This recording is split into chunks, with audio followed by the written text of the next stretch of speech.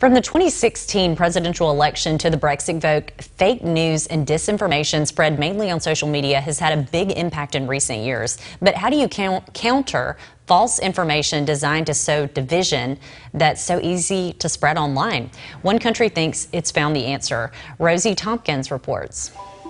I think social media is dangerous because it's so easy to just repost it or like it. There's so many kinds of fake news, it's very hard to define and you can never really know. These students and their discussion are a vital tool in Finland's fight against fake news.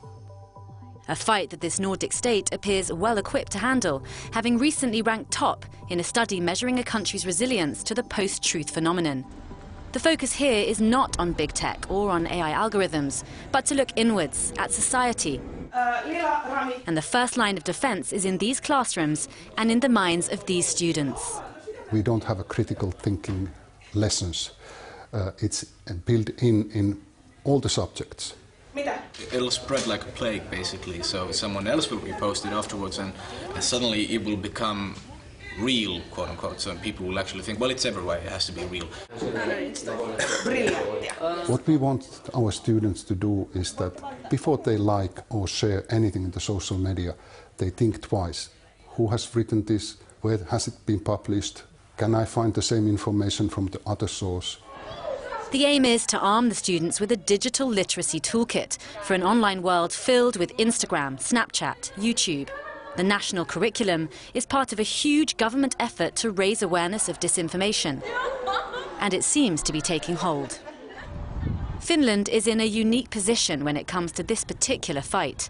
It ranks near the top of almost every global index: happiness, press freedom, gender equality, social justice. No wonder it's difficult here for external actors to find cracks to exploit. How Finland's been able to counter these kind of foreign-led hostile information activities, the basic foundations of our society. It has taken many generations, but it's always important to remember that it's also easy to lose.